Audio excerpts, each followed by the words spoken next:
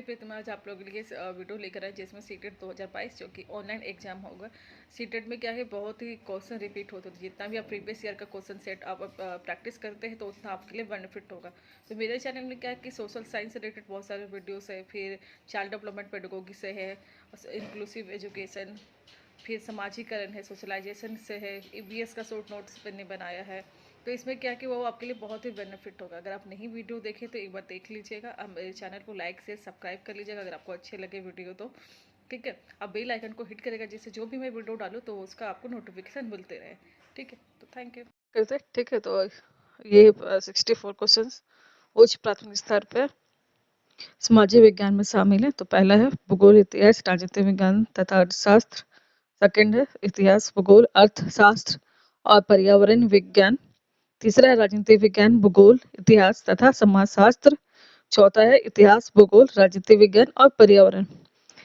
तो इसका आंसर सही होगा पहला भूगोल, उसके बाद इतिहास, उसके बाद राजनीति विज्ञान तथा अर्थशास्त्र। ये आपका इसी क्रम में रहेगा। पहला भूगोल रहेगा, दूसरा इतिहास, फिर राजनीति विज्ञान, फिर चौथा अर्थशास्त्र। और आप जैसा कि जानते हैं कि रिपीट बहुत होता है कैसे क्वेश्चंस। तो जैसे कि प्रीवियस ईयर का अगर आप सेट बनाने बैठेंगे तो उसी में हम देख सकते हैं कि बहुत सारा क्वेश्चंस क्या रिपीट है। तो इसी हिसाब से हम अंदाजा लगा सकते हैं कि सीटेट एग्जाम में भी बहुत क्वेश्चंस क्या है रिपीट होते हैं। ठीक है, तो नेक्स्ट क्वेश्चन में आते हैं। 65 है, मान लीजिए सामाजिक विज्ञान की प्रस्तावित पाठ्य पुस्तक विद्यार्थियों के लिए कठिन है, आप क्या करेंगे? पहला, विभिन्न प्रकार की पूरक सामग्रियां प्रदान करेंगे। दूसरा, रट कर सीखने पर बल देंगे। तीसरा, प्रत्येक पाठ का संक्षिप्त विवरण लिखवाएंगे। फोर्थ, प्रश्न उत्तर तकनीक का प्रयोग करेंगे। तो प्रश्न उत्तर तकनीक का या फिर प्रत्येक पाठ का संक्षिप्त विवरण लिखाएंगे या फिर रटकर, उससे अच्छा क्या कि आप पहले की पूरक सामग्री प्रदान करेंगे तो क्या वो ज्यादा उन लोगों के लिए बेनिफिट होगा, फायदेमंद होगा। ठीक है, तो 65 का आंसर पहला होगा कि विभिन्न प्रकार की पूरक सामग्रियां प्रदान करेंगे। ठीक है, तो ये देख सकेंगे जैसे कि अभी हम लोग प्रीवियस ईयर का क्वेश्चन सेट करके अंदाजा लगा सकते हैं कि क्या हमारा एग्जाम हार्ड है या इजी है। उसी हिसाब से ये लोग को भी अगर आप पूरक सामग्रियां प्रदान करेंगे तो वो भी अपना अंदाजा लगा सकते हैं कि वो हार्ड है कि इजी है। तो उसी हिसाब से वो क्या है अपना फोकस करेंगे। ठीक है, उसी हिसाब से वो फिर मेहनत करेंगे। तो फर्स्ट आंसर सही होगा कि विभिन्न प्रकार की पूरक सामग्रियां प्रदान करेंगे। 66 है, सामाजिक विज्ञान के शिक्षण में ऐतिहासिक फिल्में उपयोगी है। ए, व्यक्तिगत समस्या पर ध्यान केंद्रित करने में। दूसरा है एक अच्छा मनोरंजन प्रस्तुत करने में। तीसरा है इतिहास को कल्पित कथा के रूप में चित्रित करने में। चौथा, एक विशेष सामाजिक संरचना के विभिन्न आयामों का सजीव चित्रण करने में। तो सामाजिक विज्ञान के ऐतिहासिक फिल्म में क्या उपयोगी है कि एक विशेष सामाजिक संरचना के विभिन्न आयामों का सजीव चित्रण करने में। तो ये इसका राइट आंसर होगा। ठीक है, 66 का। 67 है, मूल्यांकन का उद्देश्य क्या है? पहला, समस्यात्मक विद्यार्थी की पहचान करना। दूसरा, शिक्षण अधिगम प्रक्रियाओं में सुधार लाना। तीसरा है बच्चों को श्रेणियों में बांटना, श्रेणियों में। फिर चौथा, प्रतियोगिता को प्रोत्साहित करना। तो इस मूल्यांकन का क्या उद्देश्य होना चाहिए कि शिक्षण अधिगम प्रक्रिया में सुधार ला सके, ना कि बच्चों को श्रेणी में बांटना या प्रतियोगिता को बढ़ावा देना या फिर समस्यात्मक विद्यार्थी को अलग पहचान करना। ठीक है, तो इसका सेकंड आंसर सही होगा, शिक्षण अधिगम प्रक्रियाओं में सुधार लाना। ठीक है, 65 का। 65 एक क्षेत्र के इतिहास के पाठ को शिक्षक बी और अभी पढ़ा रही है। आपके विचार में बा को क्या करना चाहिए? जो बा है, तो पहला है विभिन्न काल विधियों में समानताओं तथा परिवर्तनों पर प्रकाश डालना। दो है वर्तमान की भूतकाल से समस्याओं पर प्रकाश डालना।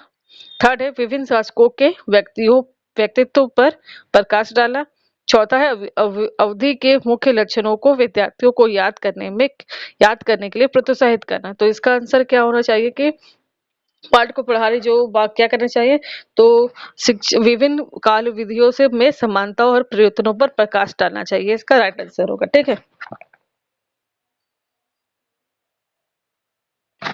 69 है कक्ष में पक्षपात, भेदभाव और पूर्व ग्रहों को किसके द्वारा दूर किया जा सकता है? पहला, मानवता पर एक व्याख्यान का आयोजन करके, दूसरा के संविधान के आमुख को प्रदान करके, तीसरा उनकी बातों पर ध्यान ना देकर, क्योंकि बच्चे एक ना एक दिन अपने आप इसे इन्हें सब छोड़ देंगे। चौथा के सामाजिक वास्तविकताओं के विभिन्न आयामों के बारे में परिचर्चा करके। तो अगर एक लेक्चर दे देंगे तो उससे काम तो होगा नहीं, बहुत बड़ा मैटर है, जिसकी पक्षपात हुआ, भेदभाव हो गया, पूर्वाग्रह, ये सब।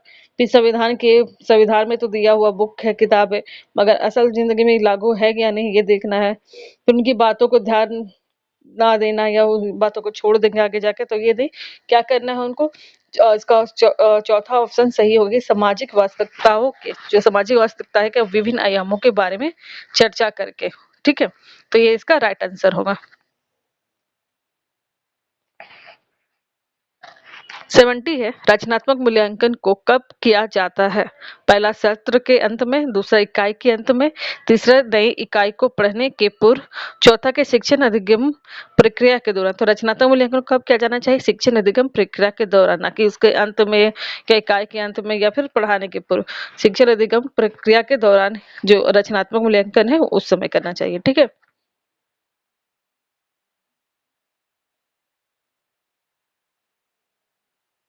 71 है, उच्च प्राथमिक स्तर पर भूगोल और राष्ट्रशास्त्र एक साथ निम्नलिखित में सहायक हो सकते हैं। पहला है पर्यावरण, संसाधन एवं विकास के मुद्दों के प्रति दृष्टिकोण विकसित करना। दूसरा, संसाधनों के इष्टतम नियतन को समझना। तीसरा, बहुलवाद को समझना। चौथा, पर्यावरण एवं स्थानों के बारे में ज्ञान को विकसित करना। तो क्या है, भूगोल और अर्थशास्त्र एक साथ पढ़ने में क्या सहायक हो सकता है कि पर्यावरण प्लस संसाधन और विकास के मुद्दों के प्रति दृष्टिकोण विकसित करना। ठीक है, तो ये इसका राइट आंसर होगा। 72 है, आप अलाउद्दीन खिलजी या मोहम्मद बिन तुगलक के शासनकाल में किसान है और आप सुल्तान द्वारा लगाए गया कर नहीं चुका सकते। आप क्या करेंगे? पहला, उपरोक्त प्रश्न में किसको बढ़ावा दिया जा रहा है? पहला, इतिहास के संदर्भ में कल्पना। दूसरा, साहित्य का महत्व। तीसरा, स्रोतों का महत्व। चौथा, संस्कृति का सम्मान। तो इसका आंसर क्या होगा? पहला होगा कि इतिहास के संदर्भ में कल्पना है, क्योंकि हम कल्पना ही कर रहे हैं ना कि आप अलाउद्दीन खिलजी के या फिर मोहम्मद बिन तुगलक के शासनकाल में है, एक किसान है। तो ये पहला इसका राइट आंसर होगा।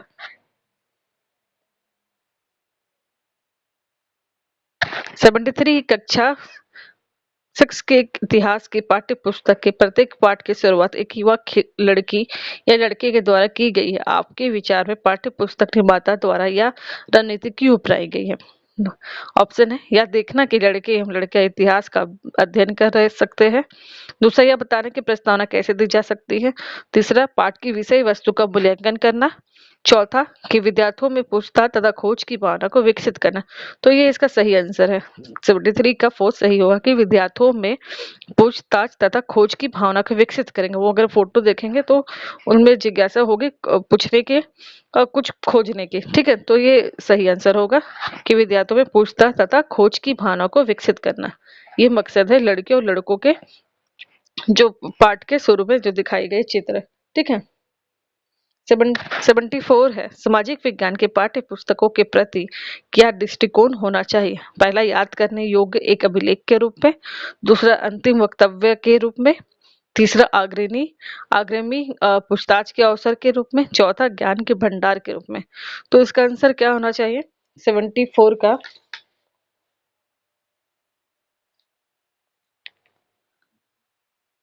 अग्रमी पूछताछ के अवसर के रूप में होना चाहिए।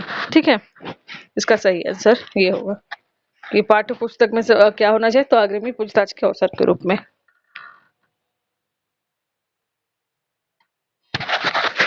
75 है, वित्त आरेख किसके लिए उपयोगी है? ए, ऐतिहासिक अवधि की विशेषताओं को दर्शाना। दूसरा, एक प्रतिरूप को प्रदर्शित करना। तीसरा, विभिन्न मात्राओं की तुलना करना। चौथा, समग्र के संबंध में किसी एक मूल्य को प्रदर्शित करना। तो वित्त आरेख किसके लिए उपयोगी है? समग्र के संबंध किसी एक मूल्य को प्रदर्शित करना। ये इसका राइट आंसर होगा। ठीक है। 76 से संक्रियात्मक मूल्यांकन निम्नलिखित के लिए अनुपयुक्त है। ठीक है, अनुपयुक्त पूछा नहीं। ए है ग्रेड का निर्धारण करना, 2 है विद्यार्थियों को सीखने का सारांशीकरण करना, तीसरा प्रस्तावित सत्र के अंत में मूल्यांकन करना, चौथा है शिक्षण अधिगम प्रक्रिया के दौरान प्रगति का अवलोकन प्रकृति का आकलन। तो इसका 76 का आंसर होगा 4, शिक्षण अधिगम प्रक्रिया के दौरान प्रगति का आकलन करना। ठीक है, अनुपयुक्त पूछा था। ठीक है, बाकी सारा कुछ ठीक है। ऑप्शन ग्रेड का निर्धारण करना या फिर विद्यार्थियों को शिक्षण अधिगम का, तो ये सही है। 77 है लोकतांत्रिक संस्थानों पर प्रोजेक्ट करके देखा जा सकता है कि इसका विश्लेषण करके इसकी विशेषताओं और चुनौतियों को पहचाना जा सकता है। दूसरा, विद्यार्थियों को इन संस्थानों को जैसे है वैसे स्वीकार करना चाहिए। तीसरा, वे जैसे पाठ्य पुस्तक में वर्णित है उसी प्रकार के हैं। चौथा, यह संस्थान प्रभावशाली नहीं है। तो प्रोजेक्ट करके दिखाने का क्या मतलब कि इसका संश्लेषण करके इनकी विशेषताओं और चुनौतियों को पहचाना जा सकता है, इसलिए प्रोजेक्ट करके दिखाया जाता है। ठीक है, इसलिए लोकतांत्रिक संस्थान में प्रोजेक्ट दिखाया जाता है, तो ये इसका सही आंसर होगा। 78 है सामाजिक विज्ञान के शिक्षण में प्रयोग की जाने वाली भाषा कैसी होनी चाहिए। पहला, प्रमुख समूहों का प्रतिनिधित्व करती हो, मुश्किल है। तीसरा, पक्षपातपूर्ण हो। चौथा, तटस्थ और संवेदनशील। तो क्या होना चाहिए, सामाजिक विज्ञान के शिक्षण में प्रयोग की जाने वाली भाषा कैसी होनी चाहिए, तो तटस्थ और संवेदनशील होनी चाहिए। ठीक है, ये इसका राइट आंसर हुआ। 79 है सामाजिक विज्ञान पढ़ाते समय एक शिक्षक का प्रयास होना चाहिए। पहला, विस्तृत रूप से याद करने पर बल देना। दूसरा, केवल मूल्य पर बल देना लेकिन तथ्य पर नहीं। तीसरा है तथ्य, मूल्य और आदर्शों पर बल देना। चौथा, केवल तथ्य पर बल देना लेकिन मूल्य पर नहीं। तो सामाजिक विज्ञान पढ़ाते समय क्या होना चाहिए एक शिक्षक का प्रयास कि तथ्य, मूल्य और आदर्शों, इन तीनों चीजों पर बल देना, ना कि किसी एक पहलू पर। ठीक है, तो ये इसका सही आंसर हुआ। 80 है भारतीय संसद के बारे में निम्नलिखित में से कौन सा कथन सत्य नहीं है। ठीक है, नहीं पूछा गया है। ठीक है, तो वित्त से संबंधित मामलों में संसद की मंजूरी सरकार के लिए महत्वपूर्ण नहीं होती है। ठीक है, फिर दूसरा है हमारी व्यवस्था में संसद के पास महत्वपूर्ण सत्ता है क्योंकि यह जनता का प्रतिनिधित्व करती। सही बात है। फिर जब संसद का सत्र चल रहा होता है तो उसमें सबसे पहले प्रश्नकाल होता है, ये भी सही है।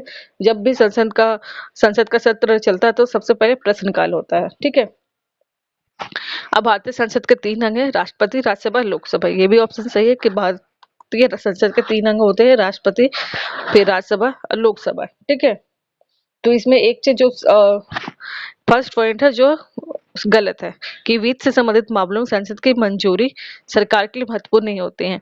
किसी भी संबंध में कोई भी जानकारी राष्ट्रपति, राज्यसभा, लोकसभा सबकी मंजूरी होती है तभी जाके कोई भी विधेयक, कोई भी कानून पास होता है। ठीक है, तो 80 का फर्स्ट नंबर सही है आंसर। ठीक है, क्योंकि उसमें नहीं पूछा था। संयुक्त राज्य अमेरिका में नागरिक अधिकार आंदोलन शुरू हुआ था। पहला, सभी अफ्रीकी अमेरिकन नागरिकों के लिए समान अधिकारों तथा जातीय विभेद की समाप्ति की मांग के लिए।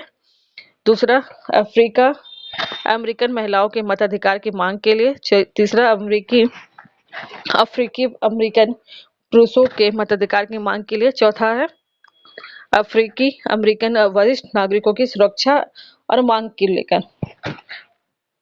तो इसका सही आंसर क्या होगा, 81 का पहला सही आंसर होगा कि नागरिक अधिकार आंदोलन क्या चला था कि सभी अफ्रीकन अमेरिकन नागरिकों के समान अधिकारों और जातीय विभेद की समाप्ति के लिए मांग के लिए किया गया था। ठीक है, ये इसका सही आंसर होगा। 82 है कक्षा 8 के विद्यार्थियों को मानव संसाधन के अध्ययन के लिए समय अब विद्यार्थियों में किस मुख्य उद्देश्य को विकसित करना चाहेंगे। क्लास 8 की बात किया जा रहा है, तो पहला है ऑप्शन संसाधन के रूप में लोगों का महत्व। दूसरा, भौतिक संसाधनों का महत्व। तीसरा, मानवों द्वारा संसाधनों का उपयोग। चौथा, जनसंख्या का वितरण। इसका सही आंसर होगा पहला कि संसाधन के रूप में लोगों का महत्व। ठीक है, क्योंकि क्लास 8 को पढ़ा रहे और आपका क्या है मानव संसाधन के अध्ययन के में। ठीक है, तो इसका फर्स्ट आंसर सही होगा कि संसाधन के रूप में लोगों का महत्व। 83 है।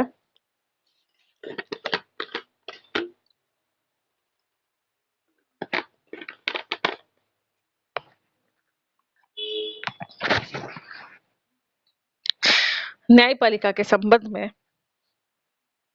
निम्नलिखित कथनों में से कौन सा गलत है, कथन गलत है? ठीक है। न्यायपालिका को संसद द्वारा पारित किए गए कानूनों को रद्द करने का अधिकार है। दूसरा, नए या नागरिकों के मौलिक अधिकारों की सुरक्षा करने में महत्वपूर्ण भूमिका निभाती है। तीसरा है, न्यायिक व्यवस्था नागरिकों द्वारा नागरिकों और सरकार के बीच पैदा होने वाले विवादों को हल करने की क्रियाविधि उपलब्ध कराती है, परंतु दो राज्य सरकारों के बीच नहीं। चौथा है, न्यायपालिका के कार्य क्षेत्र में विधायक का कार्यपालिका हस्तक्षेप नहीं कर सकती। तो इसमें गलत पूछा गया है। ठीक है। तो पहला है कि न्यायपालिका को संसद द्वारा पारित गए कानूनों को रद्द करने का अधिकार है, तो ठीक है, ये सही है। या नागरिकों के मौलिक अधिकारों की सुरक्षा करने में भी महत्वपूर्ण भूमिका निभाती है, ये भी ठीक है। यह न्यायपालिका के कार्य क्षेत्र में विधायक का कार्यपालिका ये हस्तक्षेप नहीं कर सकती न्यायपालिका। ठीक है। मगर ये थर्ड ऑप्शन है कि न्यायिक व्यवस्था नागरिकों और सरकार के बीच पैदा होने वाले विवादों को हल करने की क्रियाविधि उपलब्ध करती है, ये नहीं है, परंतु दो राज्य सरकारों के बीच नहीं। तो ये इसका गलत आंसर होगा। ठीक है।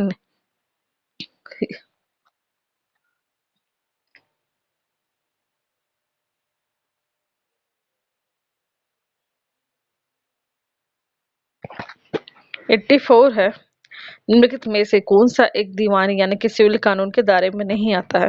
पहला, जमीन को बेचने से संबंधित विवाद। दूसरा, बच्चों को रखने का दावा करना। तीसरा, दहेज के लिए महिला को परेशान करना। चौथा, के तलाक का केस फाइल करना। तो पहला, इसमें कौन सा कानून नहीं आता? तो दहेज के लिए महिला को परेशान करना, ये दीवानी कानून के दायरे में नहीं आएगा। बाकी आपका तलाक का केस हो गया, फिर बच्चों को रखने का या फिर जमीन, ये उसके अंडर आएगा। ठीक है। मगर दहेज के लिए महिला को परेशान कर, ये दीवानी कानून के दायरे में नहीं आता। ठीक है। फिर 85 है, संवैधानिक उपचार का अधिकार के अंतर्गत केवल भाषाई अल्पसंख्यक समुदायों को यह अधिकार दिया गया है कि यदि वे समझते हैं कि संविधान में दिए गए उनके सांस्कृतिक और शैक्षणिक अधिकारों का राज्य द्वारा उल्लंघन किया गया है, तो वे अदालत जा सकते हैं। केवल धार्मिक अल्पसंख्यक समुदायों को यह अधिकार दिया गया है कि यदि वे समझते हैं कि संविधान में दिए गए उनके सांस्कृतिक और शैक्षिक अधिकारों का राज्य द्वारा उल्लंघन किया गया है, तो वे अदालत जा सकते हैं। तीसरा है, वे सभी नागरिकों को अदालत में जाने का अधिकार है यदि वे समझते हैं कि राज्य द्वारा किसी एक राजनीति के निर्देशक सिद्धांत का पालन नहीं हुआ। चौथा है, यदि किसी नागरिक को लगता है कि राज्य द्वारा उसके किसी मौलिक अधिकार का उल्लंघन हुआ, तो वह अदालत में जा सकता है। तो इसमें कहाँ संवैधानिक उपचार के अधिकार के अंतर्गत क्या होगा? इसका आंसर फोर्थ सही होगा कि यदि किसी नागरिक को लगता है कि राज्य द्वारा उसके किसी मौलिक अधिकार का उल्लंघन हुआ है, तो क्या है, वो अदालत जा सकता है। ठीक है। तो 85 का आंसर 4 सही होगा। बाकी ये नागरिकों को निर्देशक तत्व या फिर राज्य सरकार उल्लंघन किया गया है, उससे ज्यादा इम्पोर्टेंट अच्छा पॉइंट आपका ये है कि यदि किसी भी नागरिक को लगता है कि उसके द्वारा या राज्य द्वारा उसके मौलिक अधिकार का हनन हो रहा है, उल्लंघन हो रहा है, तो वो अदालत जा सकता है। ठीक है। विधानसभा के सदस्य लोगों यानी कि जनता द्वारा चुने जाते हैं। दूसरा, मुख्यमंत्री द्वारा नियुक्त किए जाते हैं। तीसरा, राज्यपाल द्वारा नियुक्त किए जाते हैं। चौथा है, प्रधानमंत्री द्वारा नियुक्त किए जाते हैं। तो आप सभी जानते हैं कि विधानसभा के सदस्य जनता के द्वारा चुने जाते हैं। ये इसका सही आंसर होगा। 87 है, निम्नलिखित में से कौन सा एक ग्राम पंचायत का कार्य नहीं है? ठीक है। ग्राम पंचायत का गांव के लोगों को रोजगार देने संबंधी सरकारी योजना लागू करना ग्राम पंचायत का कार्य बताया जा रहा है। ठीक है। फिर है, ग्राम पंचायत अपने पंचायत सचिव को चुनती है। गांवों की बुनियादी सुविधाओं का निर्माण रख रखाव। चौथा, स्थानीय कर लगाना और इकट्ठा करना। तो क्या है, ये ग्राम पंचायत का कार्य नहीं पूछा गया। तो गांव के लोगों को रोजगार देने संबंधित सरकारी योजनाएं लागू करना, ये गांव के लोगों का काम है। फिर गांव की बुनियादी सुविधा का निर्माण करना, रख रखाव करना, ये भी गांव का काम है, ग्राम पंचायत का।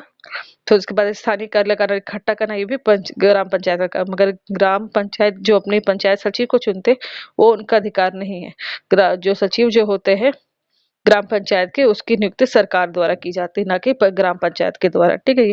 तो ये इसका सही आंसर होगा कि ग्राम पंचायत का कार्य नहीं है, तो ग्राम पंचायत अपने पंचायत सचिव को नहीं चुनती है, ये सरकार चुनती है। 88 है गठबंधन सरकार से अभिप्राय है। पहला, चुनावों के बाद किसी भी दल को स्पष्ट बहुमत न मिलने की स्थिति में दो या दो से अधिक राजनीतिक दलों के बीच सत्ता की साझेदारी। फिर आपका 82 है कार्यपालिका न्यायपालिका के बीच सत्ता की साझेदारी। गठबंधन सरकार में न्यायपालिका कार्यपालिका कोई काम नहीं है, ठीक है, पॉलिटिकल पार्टी का काम होता है, ना कि कार्यपालिका न्यायपालिका या फिर विधायिका। तीसरा है राज्य सरकार तथा पंचायती राज संस्थानों के बीच सत्ता की साझेदारी। इसमें पंचायती राज आएगा ही नहीं, ठीक है। गठबंधन सरकार पूछे पंचायती राज व्यवस्था अलग हो गया, राज्य सरकार अलग हो गए, ठीक है। फिर केंद्र और राज्य सरकार के बीच सत्ता की साझेदारी, ये भी नहीं, केंद्र है तो केंद्र पूरा इंडिया आ जाएगा, राज्य है तो सिर्फ राज्य के जो सांसद होते हैं वो आ जाएंगे, ठीक है। तो यहाँ पे आपका सही आंसर होगा गठबंधन सरकार से अभिप्राय क्या है। पहला होगा कि चुनाव के बाद किसी भी दल को स्पष्ट बहुमत ना मिलने की स्थिति में, अगर किसी भी एक पार्टी को स्पष्ट बहुमत नहीं मिलता है तो या दो से अधिक राजनीतिक दल के बीच सत्ता की साझेदारी। तो जब किसी भी एक राष्ट्रपति बोलते किसी अगर किसी एक भी दल को स्पष्ट बहुमत नहीं मिलता है तो वह दो या दो से अधिक राजनीतिक दलों के साथ मिलकर सरकार बनाती है, और इसे ही हम गठबंधन सरकार कहते हैं। अब मान लीजिए इस गठबंधन सरकार में 2 या 3-4 पार्टी मिलकर सरकार बनाई है और किसी में कभी आपसी मतभेद हो गई और वो अपना सीट वापस ले, तो ये क्या गठबंधन सरकार टूट भी सकती है। इसलिए कभी भी कोई सरकार अपना 5 साल का टर्म पूरा नहीं करता है और गठबंधन सरकार होती है तो इसमें ज्यादा चांसेस होते हैं गिरने की सरकार, ठीक है। गठबंधन सरकार में अगर किसी एक पार्टी को मेजोरिटी मिल जाती है, स्पष्ट बहुमत मिलता है, तो उसका सरकार गिरना नहीं है जरूरी, मगर अगर गठबंधन सरकार होती तो उसमें गिरने का डर रहता। मगर किसी एक पार्टी को मिल जाती है स्पष्ट बहुमत तो उसका पार्टी गिराना मुश्किल है, मगर अगर किसी गठबंधन सरकार 4-5 पार्टी या 2-3 पार्टी मिलकर बनती तो उनका सरकार गिरना थोड़ा लगता कि हाँ गिर सकता है उसकी पार्टी, क्योंकि मतभेद होना कोई बड़ी बात नहीं है, हर किसी के बीच होती है। 89 संविधान के अनुच्छेद 22 में उल्लिखित फौजदारी यानी कि दंड कानून के अंतर्गत प्रत्येक गिरफ्तार व्यक्ति को निम्नलिखित में से कौन सा मौलिक अधिकार नहीं दिया गया है, ठीक है। पुलिस हिरासत में दिए गए इकबालिये बयान के आरोपी के खिलाफ सबूत के तौर पर इस्तेमाल किया जा सकता है। गिरफ्तारी के 24 घंटे के भीतर मजिस्ट्रेट के समक्ष पेश होने का अधिकार, ठीक है। गिरफ्तारी के दौरान हिरासत में किसी भी तरह की दुर्व्यवहार या यात्रा से बचने का अधिकार, ये भी सही है। पूछा क्या है, नहीं पूछा गया है, ठीक है। ये चीज सही हमेशा देखें कि मौलिक अधिकार नहीं दिया गया है, ठीक है। बाकी ये सबका गिरफ्तारी के दौरान हिरासत में किसी भी तरह के दुर्व्यवहार यात्रा से बचने का अधिकार। फिर 14 गिरफ्तारी के समय उसे यह जानने का अधिकार है कि गिरफ्तारी किस कारण की जा सकती है। तो अनुच्छेद जो 22 है उसके अंतर्गत आपको ये दिया जाता है अधिकार की गिरफ्तारी के 24 घंटे के भीतर उसे मजिस्ट्रेट के सामने पेश होने का अधिकार है। ऐसा नहीं हो रहा तो वो सर्वोच्च न्यायालय या उच्च न्यायालय की शरण जा सकता है। फिर गिरफ्तारी के दौरान या हिरासत में किसी भी तरह के दुर्व्यवहार यातना से बचने का अधिकार है, अनुच्छेद 22। पर गिरफ्तारी के समय उसे यह जानने का भी पूरा अधिकार है कि उसे गिरफ्तार क्यों किया गया, किस कारण से किया गया है, ठीक है। तो ये तीनों चीज है अनुच्छेद 22 के अंतर्गत।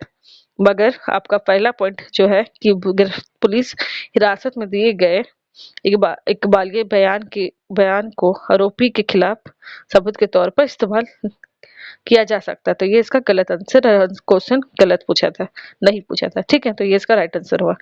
90 है पावा मत्स्य संघ मछुआरों की सहकारी समितियों का एक संघ जो जंगलों से विस्थापित निवासियों के अधिकारों के लिए लड़ रहा है, किस राज्य में हुआ था ये मत्स्य जो संघ था, जो तवा मत्स्य संघ।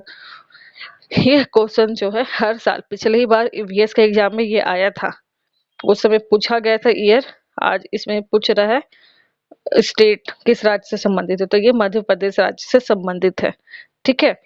तो इसका राइट आंसर मध्य प्रदेश होगा। ये थी आज के इससे पहले वाले वीडियो में 1 से लेकर 64 तक कराए थे, आज 64 नहीं 66 तक, आज 64 से 90 का है। ये ये प्रीवियस ईयर का क्वेश्चन पेपर है फरवरी 2015 का। तो ये अगर सेशन आपको अच्छा लगे तो लाइक और सब्सक्राइब करिएगा और कमेंट करिएगा और बेल आइकन को हिट करेगा, जिससे मैं जो भी वीडियो डालूं उसका आपको नोटिफिकेशन मिलते रहे। ठीक है, तो आज के लिए इतना ही। Thank you.